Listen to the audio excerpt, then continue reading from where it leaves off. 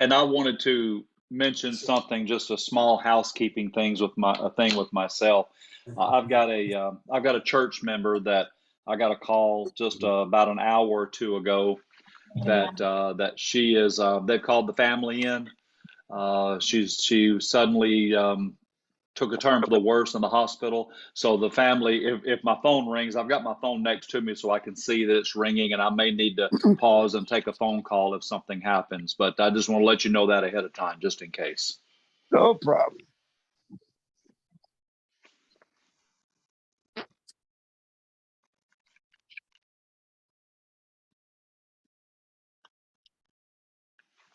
Okay, we'll get started with the meeting if you're ready. Jim, this is Robin. Okay.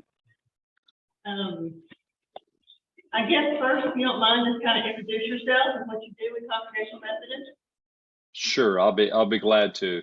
And who, may I ask, is I see two connections. There's you folks, actually three connections, you folks, and then two other ones. There's a Gary, and then just iPad. I was just wondering who else is on the call. I'm Gary. How you doing? Good, thank you. And he is the lay leader for this congregation. Okay, And thank you. I'm not sure who iPad is. That's okay. I don't know either, Deborah. I don't have no idea. That's okay. I was just curious. So just wanted to make sure that I knew the different people that I was talking to, basically. Let me introduce myself, but could I just open up our time in prayer? That'd be great. That'd be okay. Thank you. Lord, I just want to thank you so much. Thank you for being the wonderful, gracious God that you are. Lord, I thank you that you have given us, as part of gifts that we have, our gifts of discernment. And I just pray that along the way that this church represented here tonight, along with so many others, will simply understand and feel your call for your desire, Lord. And we just give you all the praise and the glory in advance of that. In Christ's name we pray. Amen. Yeah. Thank you for that. Just a brief introduction of myself. I'm really here to talk about the denomination, but as a whole, I've got the introduction of your church already. Otherwise, we wouldn't have engaged with sending the information that we sent already. But a little bit about myself. I actually pastor a church just south of Memphis, Tennessee. Just when I say just south, 1 mile south of Memphis. I live north of Tupelo, Mississippi. You can make the connection between the two. One was where Elvis was born, and one was where he lived at Graceland. So, I've been in the Congregational Methodist Church for about 15 years.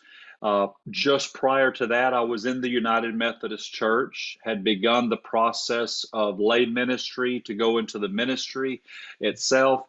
And at the time, for myself, it became clear that it was not where I needed to be because of my fully Wesleyan and conservative background.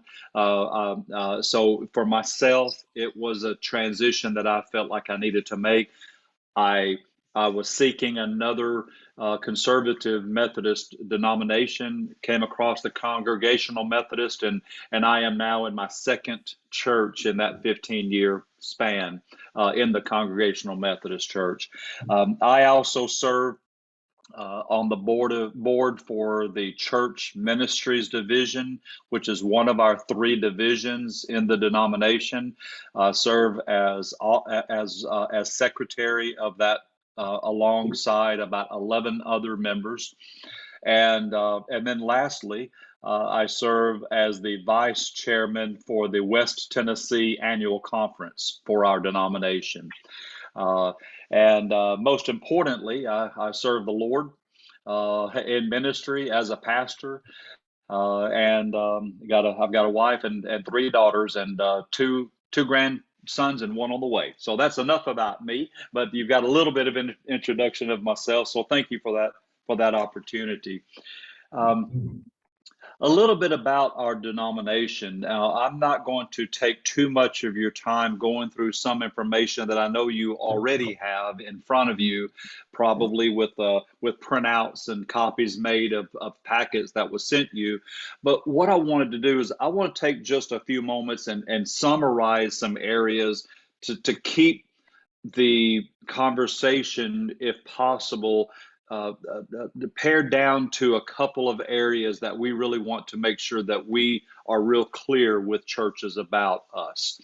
That will start by talking about our history. I'm not going to go back the entire 176 years and give you the long history of our denomination, but I will mention what has sustained us for that 176 years. And it has been, in essence, two rails that keep us on track, if you will. Those two rails are that we are 100% all in Wesleyan in doctrine and theology. Beyond just the basic theology that John Wesley taught, he also taught two other areas that we feel is very important. Number one is accountability. We believe fully in the accountability of the denomination and the churches, both directions of being accountable. And the second area is that we are scripturally faithful. And simply put, that we believe that the Bible from Genesis to Revelation has no error in it. So if God said one thing, he meant it, and he never changed. He never has changed and never will change. And we, of course, know how the book ends. What we want to do is, when things come up, and there will be things that come up in society as such, the reason that you are having this conversation right now and this consideration, when things come up in society, we believe that Scripture is very clear about certain things.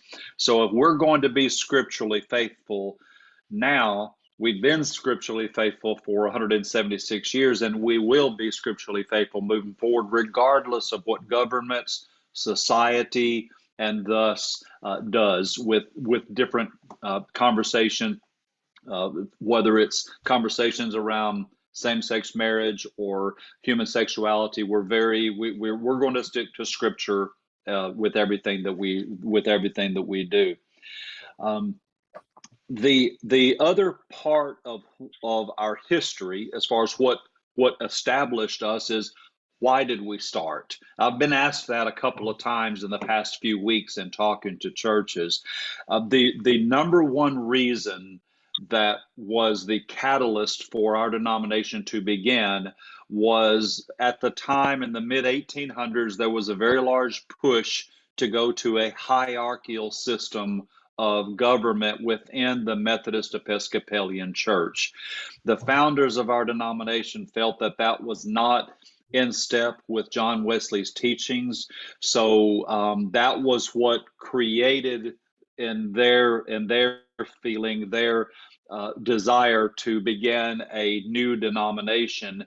And number one, right off the bat, was to not have a hierarchy, bishops, DSs, and that sort of thing. It doesn't mean there's anything wrong with them. It was just for our denomination, with the structure that we believed that was proper, that was biblical, or I should say, John Wesley's teachings, was not to have an outside individual or organization with authority over a local church, not in the way of telling a local church how to do different things.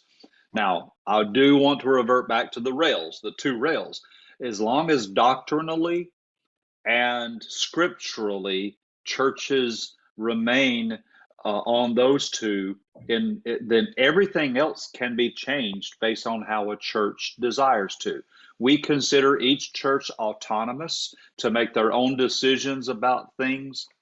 We will step in and help as much as we're asked to do so, or we will back off as much as the church wants us to. Again, as long as there's nothing going off the rails, as long as doctrinally sound and scripturally sound, and then everything else basically can be done at a local level. Now, I want to then convert into, that's just a little bit about our history and how we were established, but I want to then go into some of the ways that we set up the denomination from a polity standpoint or a governance standpoint. Because we do not have a hierarchy, we do have elected positions. So the president of our denomination, vice president, the division directors, there are 3 divisions in our denomination.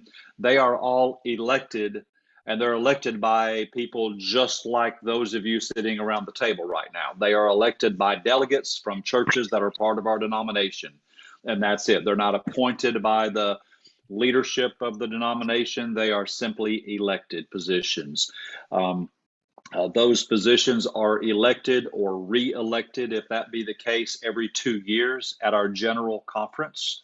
It happens in June every 2 years. We just had one this past year, so there'll be another one in 2024. But that is how we establish the governing body, if you will. Now, when I say governing body, what I'm talking about is sometimes it's directional. Sometimes there are issues that come up that need to be addressed, and that is when the office of our president will step in. Our president actually is a pastor, just like myself. The vice president is a pastor, and almost all of our division directors are pastors of churches, save for one. And that is by design. We are not a career organization, meaning no one seeks to become the president of the denomination for the purpose of a career and compensation thereof. These are people that love the movement and are volunteers. Even what I do, where I'm the liaison for UMC churches coming on board.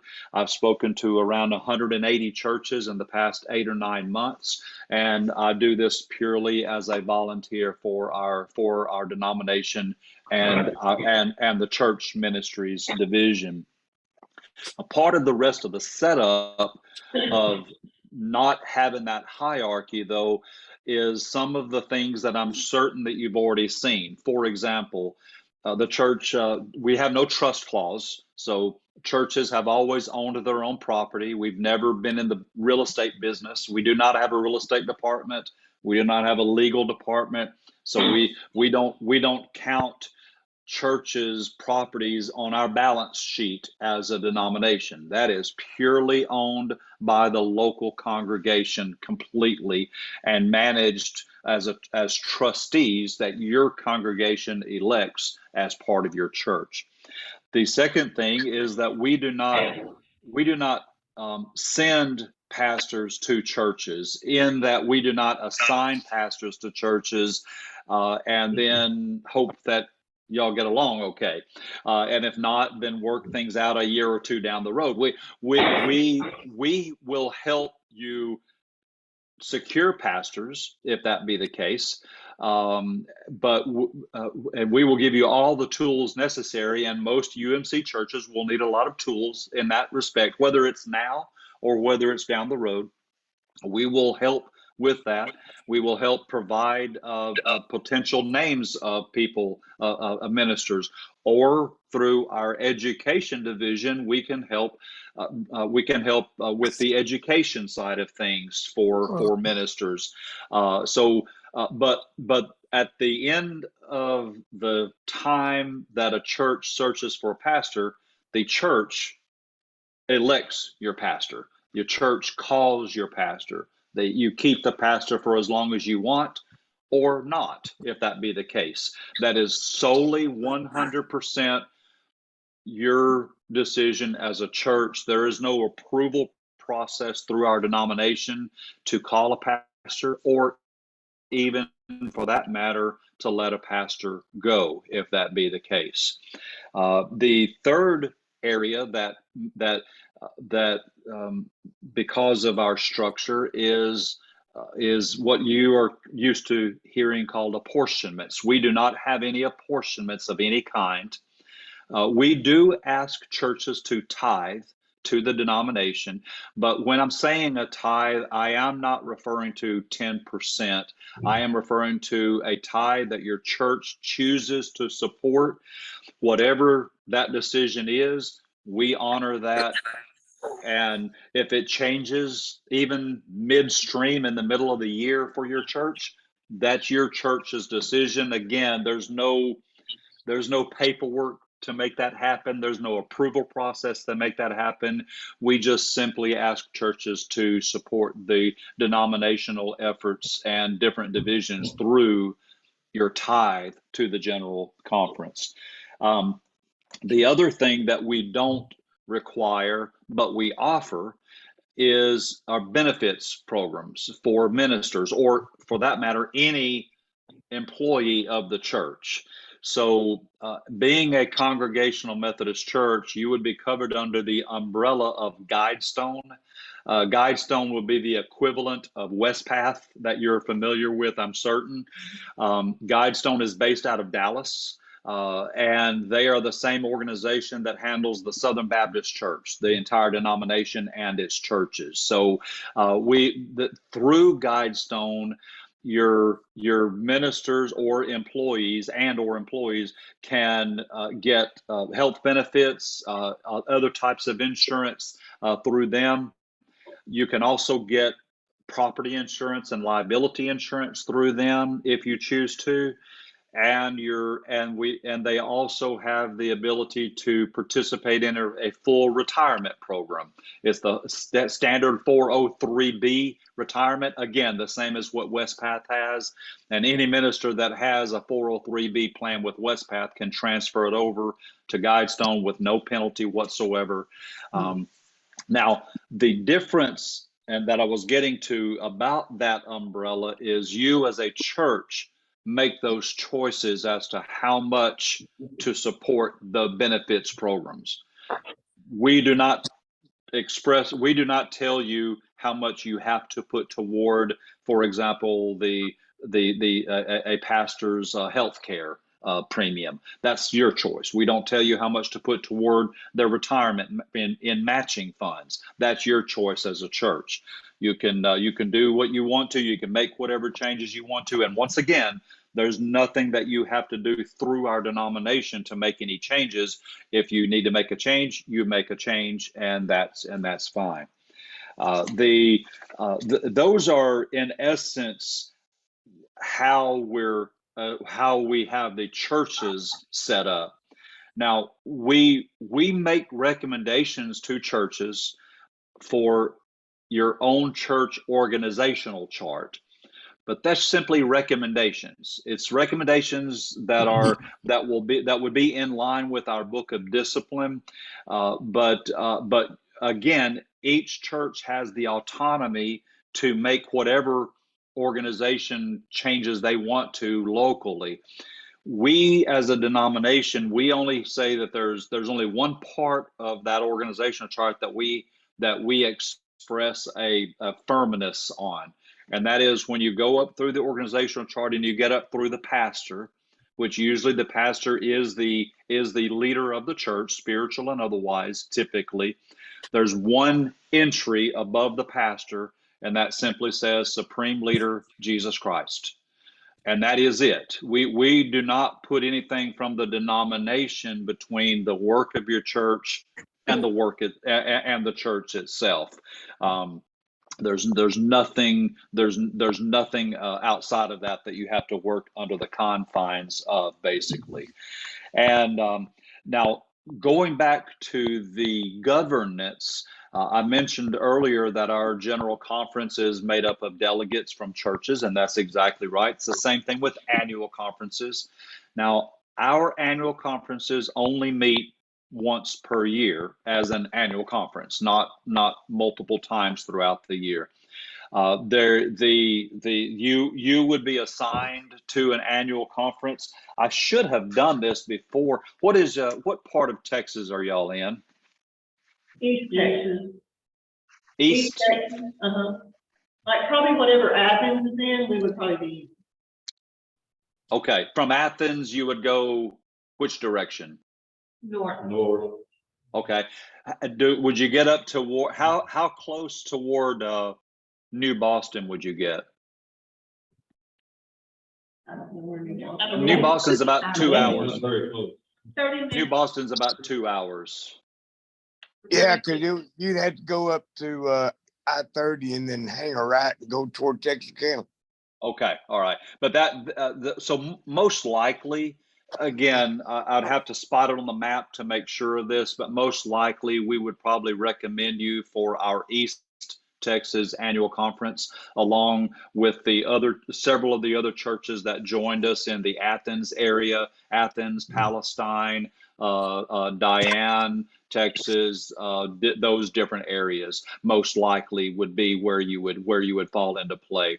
We do have a couple of churches in the New Boston area that also joined us, but that's probably a little bit further north. For y'all, we'd probably put you in East Texas. But the point about that is our annual conferences, they only meet typically one time per year on a Saturday morning for about 2 or 3 hours. I know that's very different from what you're used to with annual conferences, but that's pretty much, for the most part, that's pretty much how they're done. And the general conference is typically spread out over a period of about 2.5 days. Most of the business of the general conference happens on the final half of a day, meaning all the voting, the motions are put on the floor and all of that. For the previous 2 days, it's a lot of committee work that's going on. And again, the committee members are assigned by churches that are delegates to general conference. So you could participate at different levels, at different committees, depending on what you would like to do if you made a request.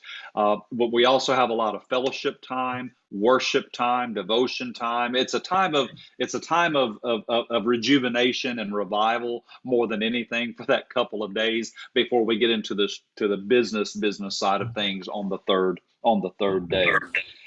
But that is in essence how we are structured and how we handle the business side of the denomination.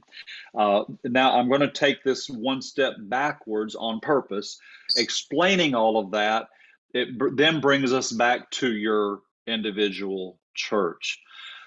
We have a lot of churches that are, if you walk from into one versus another, so vastly different, it would be mind-boggling, but they're still Congregational Methodist churches. And that is one of the beauties of the way that we are set up and established, and that each church can basically develop their own personality, their own worship style, their own everything, however your local church sees fit.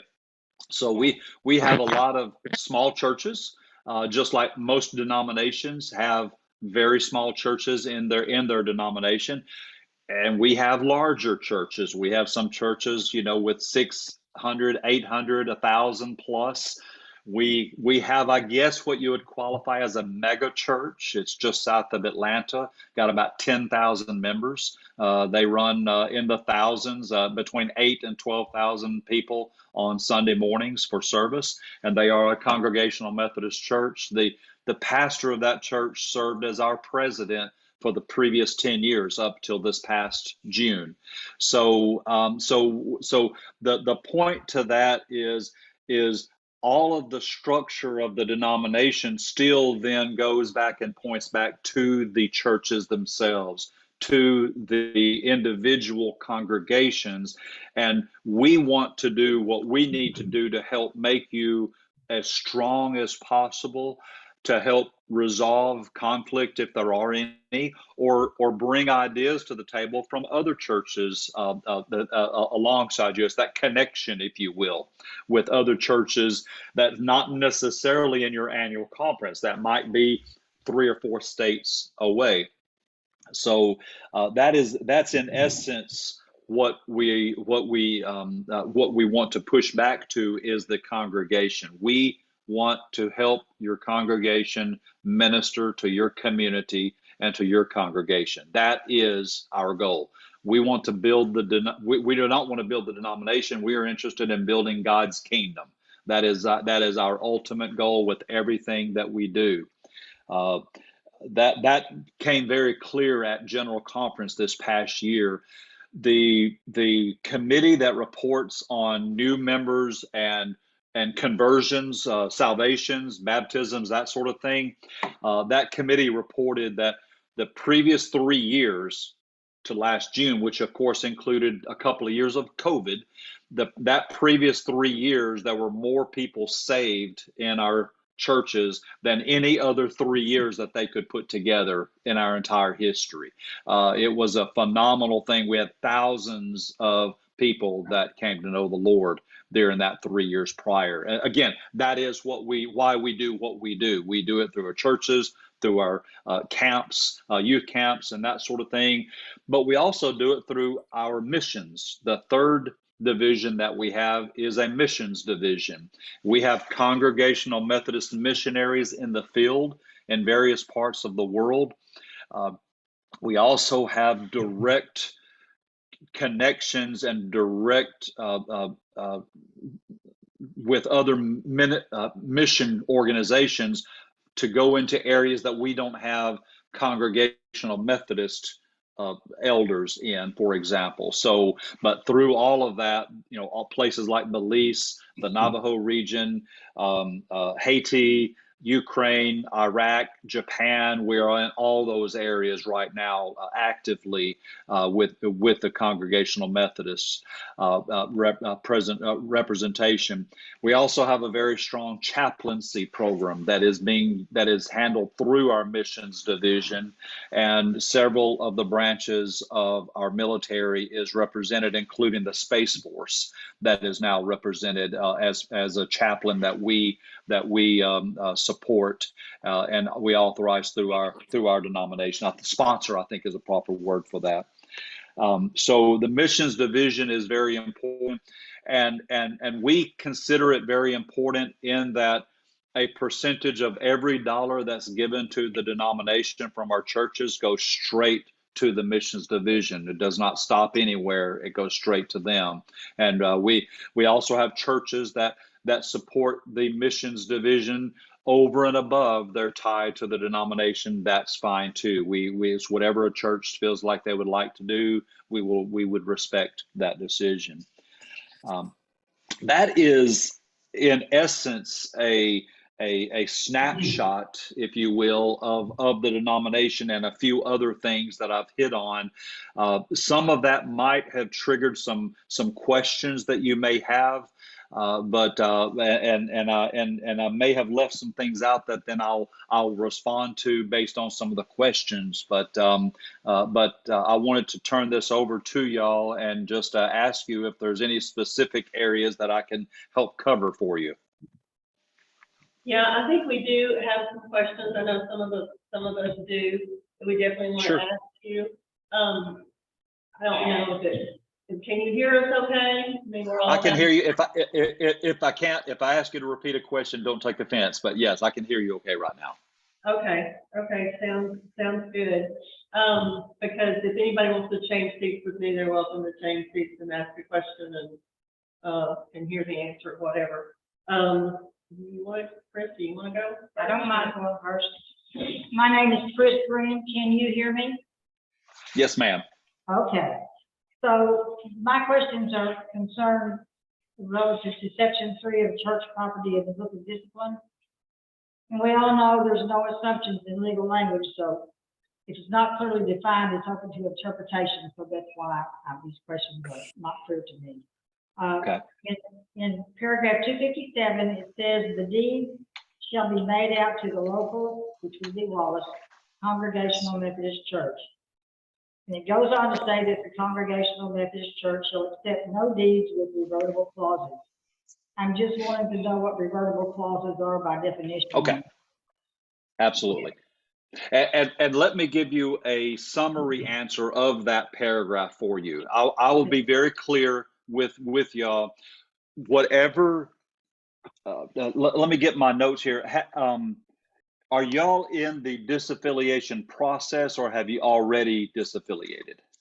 We are, I guess you would say we were in the process. We, okay.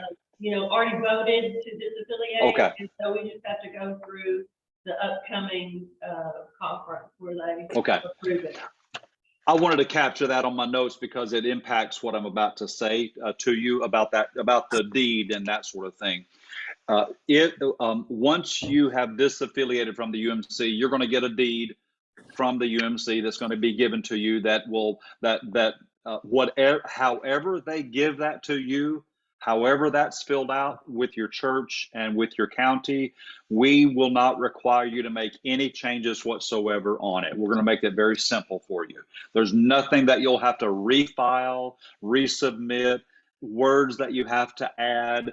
In the book of discipline, it even gives, it makes it appear that when you see the words Congregational Methodist Church on there as part of the language, it makes it look like it's referring back to the denomination. It's not. There was a time back many, many decades ago, every single church we had was called something Congregational Methodist Church. So it became just a standard thing that we did. So because of that, we are simply referring to the name of your church. We're not referring to the denomination in respect. Now, that being said, the irrevertible clause that you're talking about, what that is that would mean that what we are strongly recommending to you as a church is if some family gives you a piece of land that you have built a building on, or say they give you a building that you convert to church purposes, and they have the ability when they give that to you of putting a clause in it to say, hey, if y'all break up your relationship, they can take that land back. It's a revertible clause. It reverts back to them. And we are suggesting that you do not have any language in your deed that would have any such thing. But again, it has nothing to do with the denomination. It just simply means that you don't want to have any part of your deed that allows somebody to take something back that they may have given to you in good faith, should there be a problem down the way. Does that make sense? Yes. Okay. Okay, I have another question that relates to paragraph 260. It says that no local Congregational Methodist Church property shall be mortgaged, sold, etc., without certain voting requirements being met. So does this mean that the local church has a right to sell after all these requirements are met? No, that just simply means only the local church can actually. I'm bringing up the actual the actual book of discipline here on my computer screen. Bear with me just a moment. What we are saying is that is something that only the local church trustees can make that decision, and that would be standard anyway. That's not anything from our denomination. So if you as a local church congregation chose to take out a mortgage, chose to sell property, there's nothing that you have to come back to us to get approvals or paperwork to make that happen. That's something you simply do at a local level. Okay. Let me go to that. Let me go to that specific. What paragraph did you say that was? 260. 260. All right, let me just bring it up. Shall be mortgaged, sold, conveyed, or transferred, or otherwise no concerning, except by, and this is part of your This would be part of your bylaws that you would have in your church, basically. And we're recommending this to be part of your bylaws, that 3/4 of your active members of your church would have to approve such a thing. And that's what we recommend for your church. But again, remember, we consider you autonomous. We would not consider that one of the rails that you would violate. If you decided you wanted it to be 50% plus one, you can make that part of your bylaws. We're just suggesting that it's 3/4 majority of your local church to approve such a thing. Okay, so if we did sell some property, that say the monies are legal, are the monies legally bound? In other words, they don't have to be transferred to y'all. We can give them to charities of our choice. You can do whatever. That's right. It's your money. It's not ours. That's right. That's right. You're absolutely correct. And lastly, number 263, it says no property, whether real, personal, or mixed, whether derived from contribution, donation, etc., shall inure to the benefit of the individual, person, or association. The same to be used for the sole purpose of the church as a unit for the furtherance of its Christian principles and tenets, which is doctrine. So maybe I'm getting lost in the translation of inure, but does this mean a local church cannot donate money to an individual or a charity of our choice? I'm getting lost. No, right. That's fine. And I appreciate you asking. And I want to go back. Bear with me just a second. I'm going to go back to the heading under church property, local churches. No, that would be one of those. You're talking about 263, right? Correct. Once again, it would be strictly your church's choice on that. Now, here is one of the things. You may want to have something like that in your own church bylaws. You may want to include paragraph 263 in your bylaws, but you don't have to if you don't want to.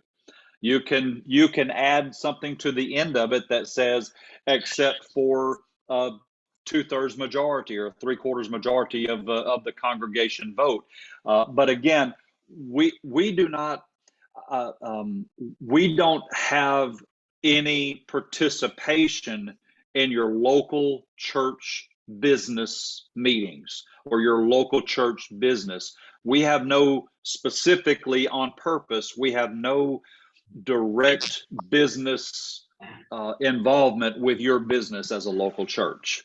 So if you did have something that you sold or something that you had that you wanted to give to someone individually, that's up to you as a church to do. Okay.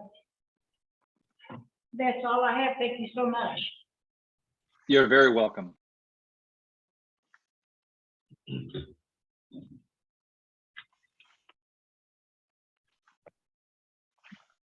You have any questions, Barbara? You answered most of my questions, but I do have one question. I know that you indicated that you, during your annual conference, you indicated how many people have been saved, and are there other reports required as far as financial reports or anything like that? Great question. This it was kind of funny. I in talking to so many churches for so many months, only about 2 months ago did I start getting these kind of questions, and I guess because of the report, I did a presentation at a church personally. It was a church that's located between my house and my church. I'm a little over an hour away from my church, and this was last Sunday, and it came up there too. And the secretary of the church was there. And lo and behold, she was the one asking the question, and I had to ask the question, and I understand a little bit better as to why, because there's a lot of reports, there's a lot of it's very administratively heavy that you're used to. So since you're sitting down, I will tell you, here is all we require, and it only goes once a year. Once a year between January the 1st and February the 15th, we ask each church to fill out a series of reports. Those reports are a total of between 7 and 9 pages. I didn't say 79. I said between 7 and 9. They are summary reports about the previous year in attendance and your previous year financial. Again, it's just previous year only, and you submit those to your annual conference, and a couple of the reports go to the headquarters. But that is the entirety of all the reporting until the following January to February 15th. There is no other regular reporting of any kind that any church has to do except for those less than 10 pages once a year, and you've got 6 weeks to do it. And Now, when I mentioned that at that church, I got an applause. I'm surprised. No, I'm just kidding. But I do, and all joking aside, I understand, because again, I came from the United Methodist Church. One of the secretary of the church that I was at, which is in my hometown where I live, I taught her son in Sunday school, and she's the secretary there now, and it is, as she put it, an administrative nightmare, regular thing. We do not bog you down. All that's doing for us, it just means we're taking you away from you being able to do those things for your church and your local community. We want you focused on supporting your church and community, not supporting us. Thank you. And then you're saying also the apportionment, we make the decision how much, and where do those apportionments, how are they spent? Missions? Is there other stuff? I mean, they all go to the headquarters, which would be the General Conference Fund. Now, in your packet, excuse me just a second, I need to get up and grab something. Okay. Don't talk about me. I can still hear you now. Be careful. See, I caught you. One of y'all were about to say something. I know. No. In your packet that you got, you should have gotten something that looks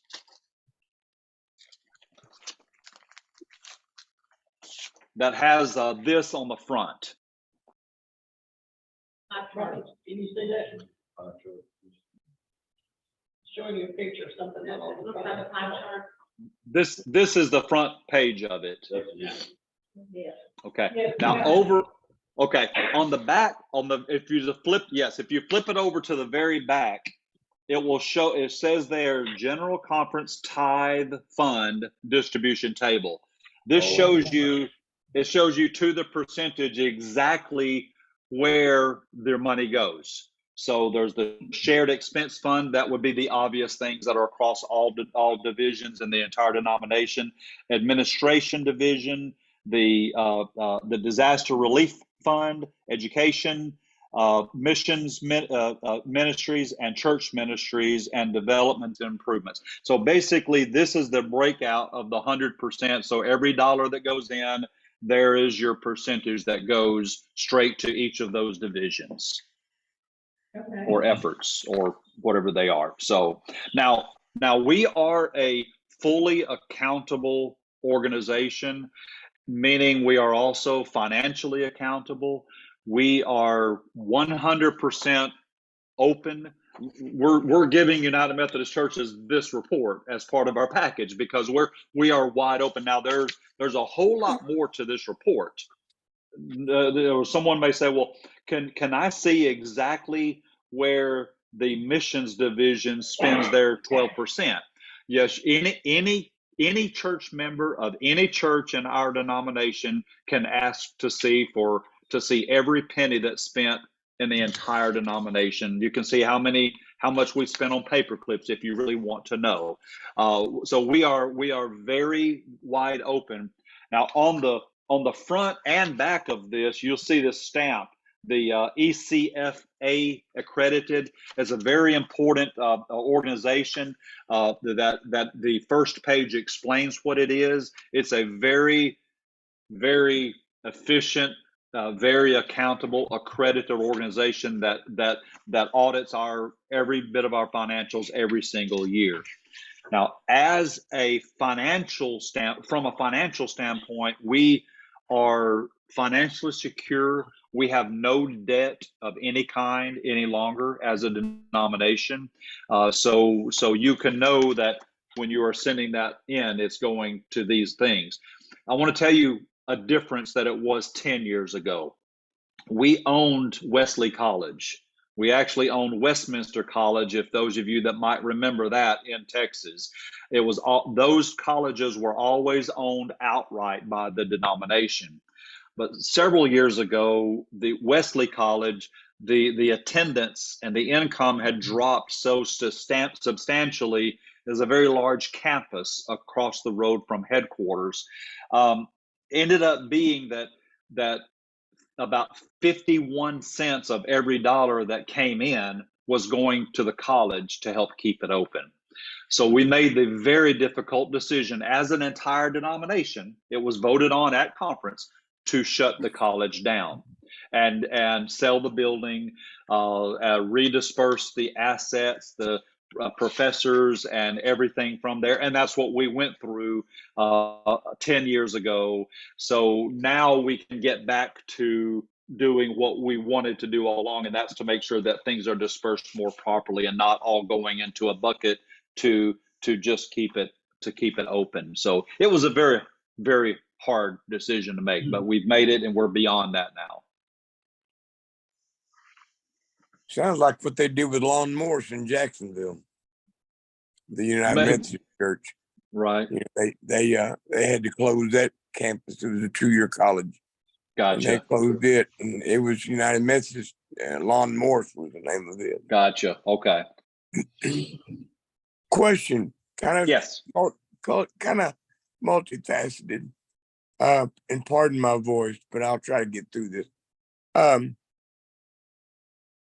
When we do change over to Congregational Methodist Church, across from the flame, United Methodist name is to disappear from everything we have. So let's just say we don't have that problem, but let's just say we had songbooks and all of them were United Methodist hymnals. And we had everything, all of our elements and stuff that we used for community stuff had the flame and the cross on it. Right. You could go to a store locally in Tyler and buy a lot of United Methodist or online and buy it with the flame and the cross with their name on that. Yes. When we have to go changing all the signs and all the books and all the elements for this, is there a place? Is there an online store? Is there somewhere that you go that maybe doesn't say Congregational Methodist, but would be something we could use that would replace the United Methodist that we're having to disperse of? I understand your question, and one reason why it is multifaceted is, and I want to just express to you how, I guess I want to say my sympathy with that. I want to tell you that has got to be a huge burden for you folks. Okay, I know it is. I don't want to answer it and it's, oh yeah, just do this, no problem. I know this is a big deal.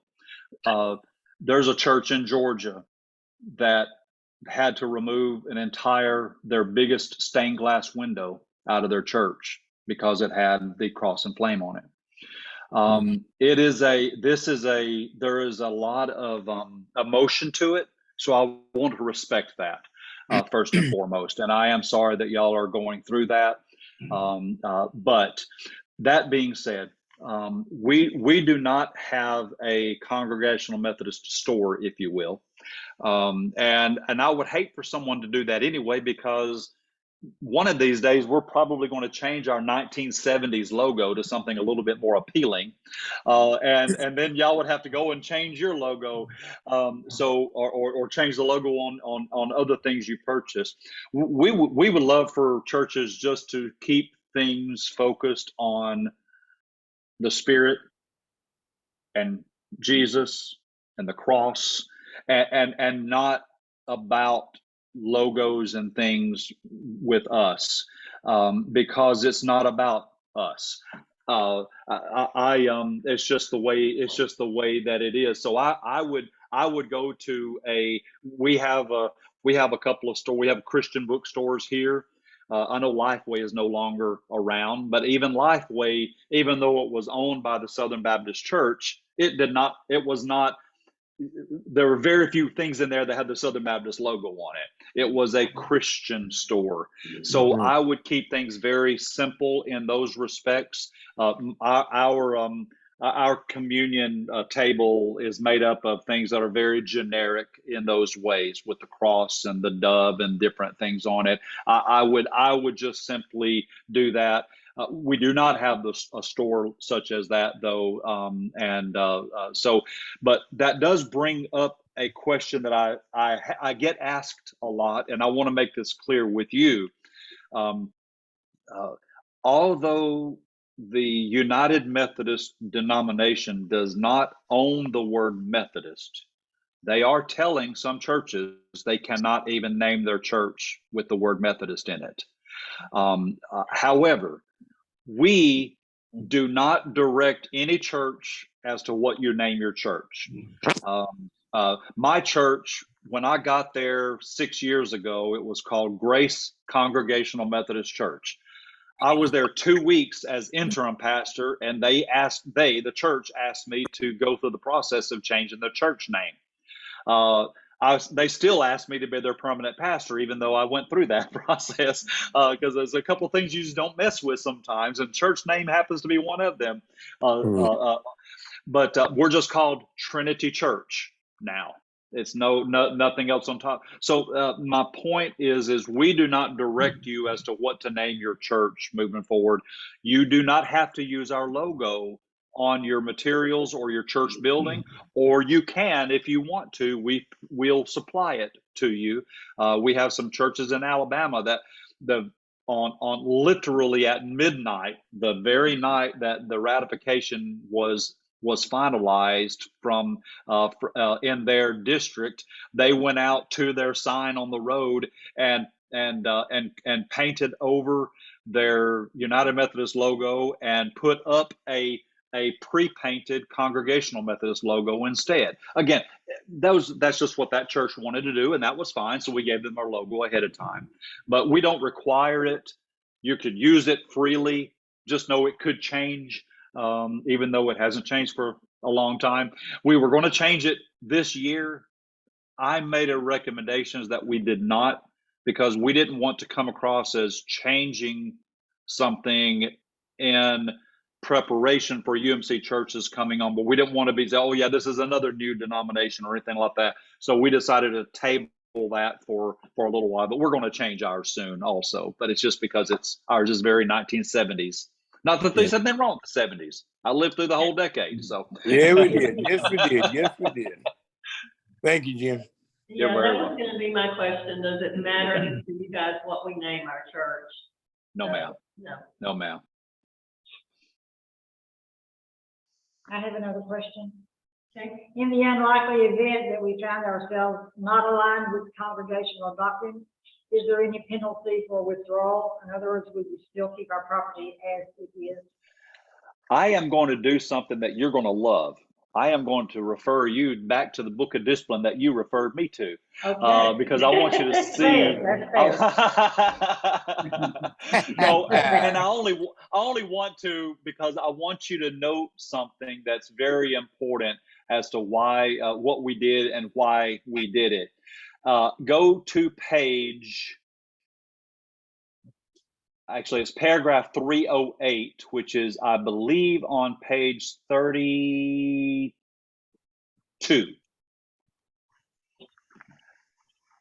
This is the entire thing that we adopted at General Conference last year. It's about 5 sentences, very simple sentences, not any of this 1850 language like a lot of our discipline is, which my apologies for that. It just simply says that it is the desire of the Congregational Methodist Church to develop and maintain close and healthy relationships with every local church.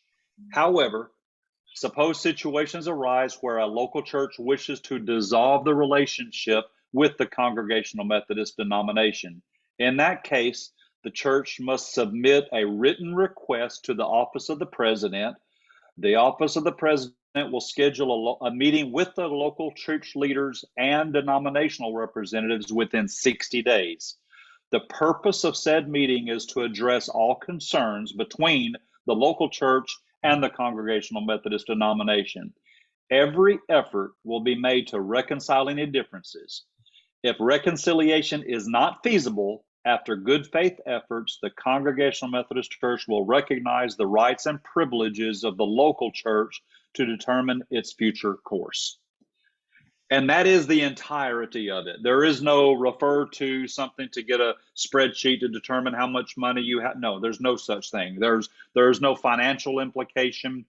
There's nothing. We want to try to make something right if there's a issue. That's being accountable. That's how we might be able to fix something, or we might be able to learn something from our relationship with you that we can apply to future churches. And that's what we want to do, is be accountable. But we're not going to charge a church or require a church to pay a fee to leave.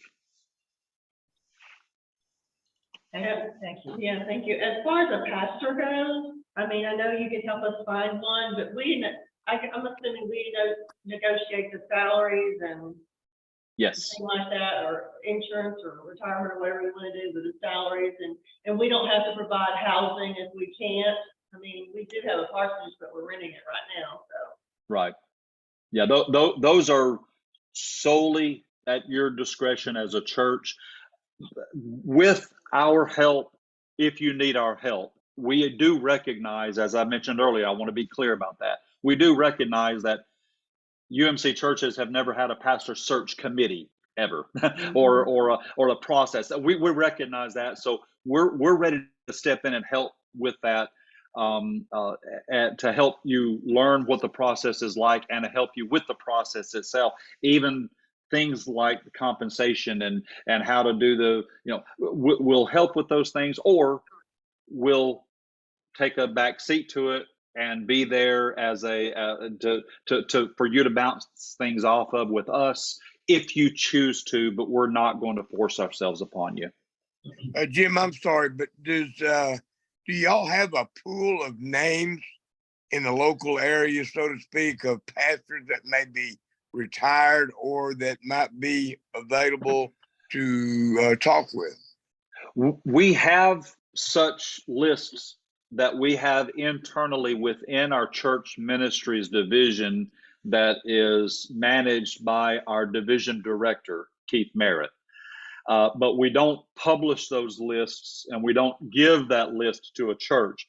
But in the case of a church needing a pastor or needing a transitional situation, we want to be able to engage that church. That church needs to engage with Keith Merritt, basically, to help develop, because he would know the person. It could be somebody that's not in their area.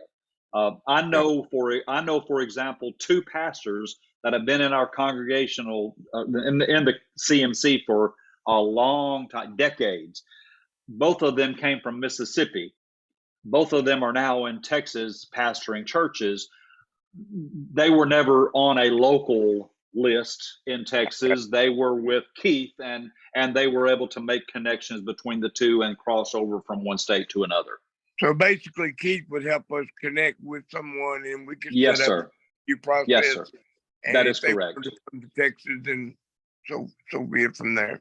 That's right. Now, I do want to take just a couple of moments, if I may, about the third division that I haven't really spoken about much, and that's our education division, because that's going to become very important when for example, if you brought in someone that has credentials in another denomination that's not the Congregational Methodist, we have the education division that will help with the courseware necessary to be able to get credentialed within our denomination. Or if you've got somebody in your church, or if you know of someone in another church that is going into the ministry and that needs the entire process done with them, the evaluation, the examination from an examining committee and that sort of thing, and the courseware recommendations, we have those are all done through our education division. And my point to saying that is a pastor does not have to come from within our farm, if you will. A pastor could come from somewhere else, and then we help integrate them into the CMC system. You are not only limited to Congregational Methodist ministers to be your pastor. Okay.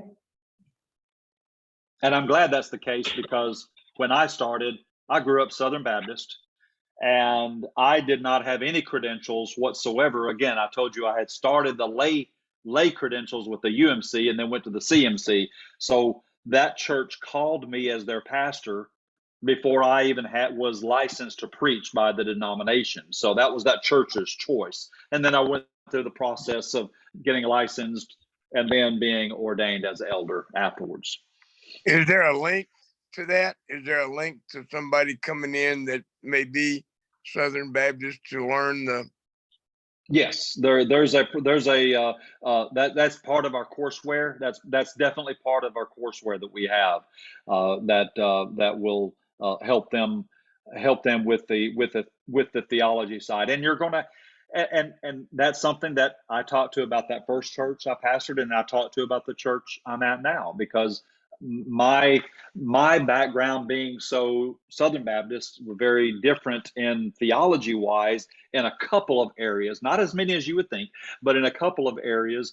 And we discussed that openly. And it's one of those things that I'm not going to push my Southern Baptist upbringing up on, through its theology up through my local church. I'm just not going to do that. So. Well, thank you. You're very welcome. I have another question. Mhm. We're a nonprofit course organization, but we're also incorporated. We have a state tax ID number. We also deal with the IRS. With our pastors, we withhold a portion of their salary. Right. How much problem is that going to be to change? Okay. From Good. what we Good. announced? Good question. When you leave the UMC, every one of those has to change. There's nothing that you can take with you when you go from UMC to whatever you go. It doesn't matter if it's with us, or even if you went with Global or independent, it doesn't matter. You have to change everything. In the state of Texas, to retain a corporate, I've learned a little bit recently, that's why, to retain your corporate nonprofit status in the state, you have to be part of a denominational umbrella as a church in good standing. When you join us, you get a letter that says you're in good standing with us, and that qualifies you immediately for the state corporation. But in Texas, unlike the other states, you have to wait until you are officially with us before we can give you that letter. So you can't get that until after the fact in Texas. With the IRS, it's a very, very simple process. It takes 20 minutes online, and there's no cost whatsoever to it. I've got a link when you're prepared to do that, along with the other things that I'll give you, that you'll register, as you'll get a new EIN number, employee identification number, and that's what you will use for everything for your local business being conducted, taxes, there, the whole bit. Again, there's no cost, and now you actually get a number in that 20-minute span. They simplified it quite a bit. There's one part of the IRS though, the 501c3. Again, once you become part of the Congregational Methodist denomination and covered under our umbrella, your church donors for donor confidence, basically, you'll have access immediately to our 501c3 number. You do not have to register and go through the months-long process with the IRS to establish a 501c3. You automatically get our number that we've had since the 1960s and use it for that purposes, not for any of the other purposes, but for that purpose as a nonprofit registered with the IRS. Great, thank you. Does anybody else have any questions?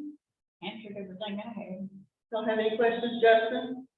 The only one I've got is the one I mentioned earlier. What happens if we close the doors? What happens if... Hopefully that's not going to happen. I mean, that's not what we're here for. Right. But our congregation is diminishing, and I just want to be sure that what we believe here will be for our younger people. Does that make sense? You. So let me make sure I understood your question. Your question is, as a church, if you go through all of this and everything's done as a Congregational Methodist Church, if you end up closing the doors of the church, not having services anymore, and in essence, not having an active church any longer, and have no prospects of having an active church as your local church body and trustees. Is that what you're referring to? Yes. Okay. Once again, great question. Y'all were really prepared for tonight, by the way. The young lady right in front of me that has the book of discipline, that I get to do that again.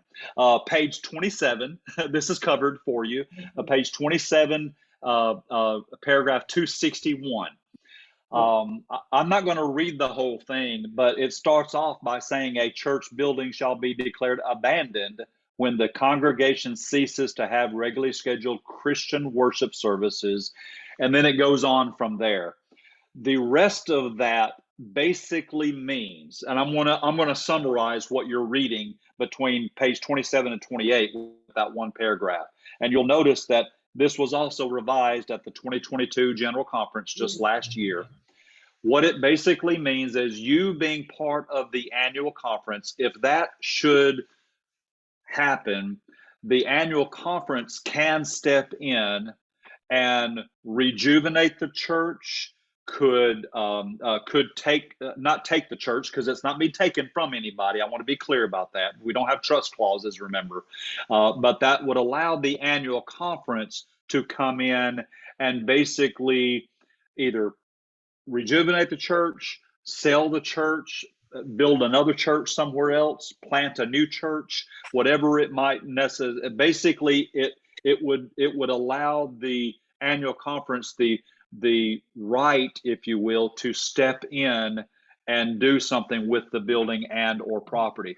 That has, in the past 15 to 20 years, that has happened a total of 3 times that we know of. One I was directly involved with. It was a church that was not, the doors were literally not open for about 8 years to the building.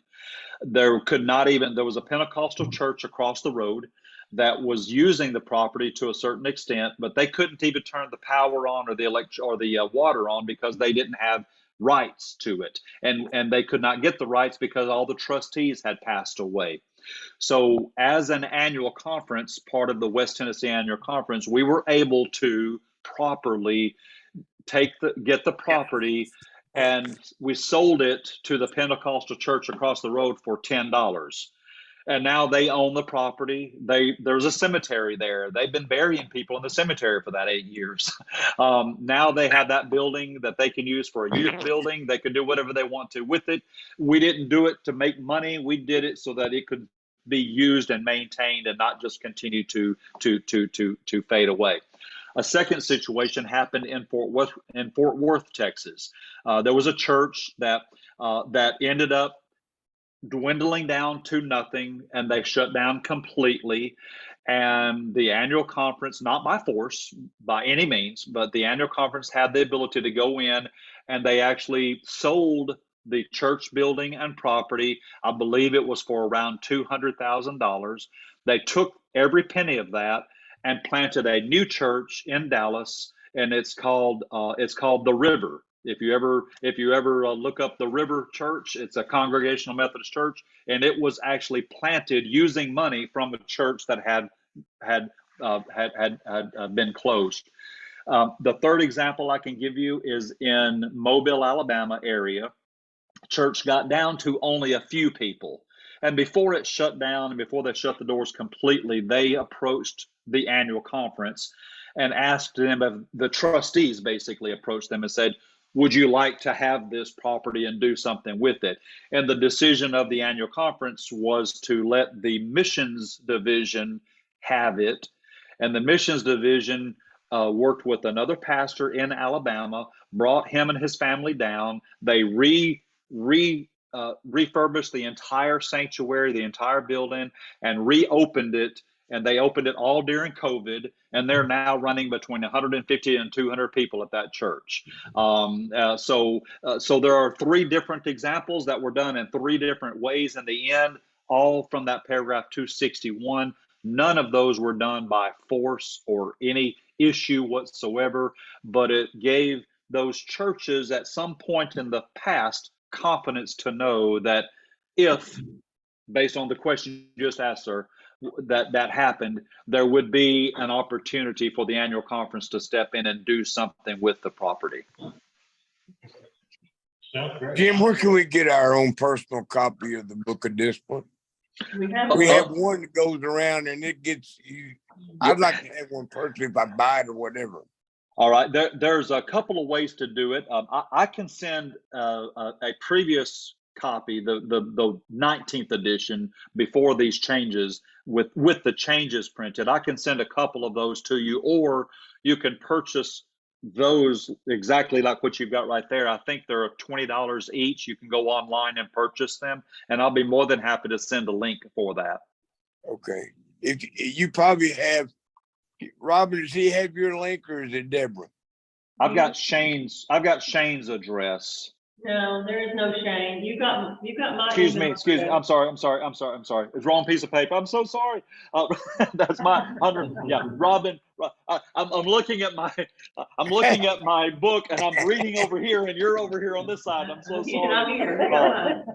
Robin, I believe I do, because that's where I got the Zoom information from. Yeah. So I'll be glad to reply to that with that link. Would the other links also help that I referred to with the IRS link and that sort of thing? Or is that too early to go? Barbara. Would that not help you, Barbara? Okay.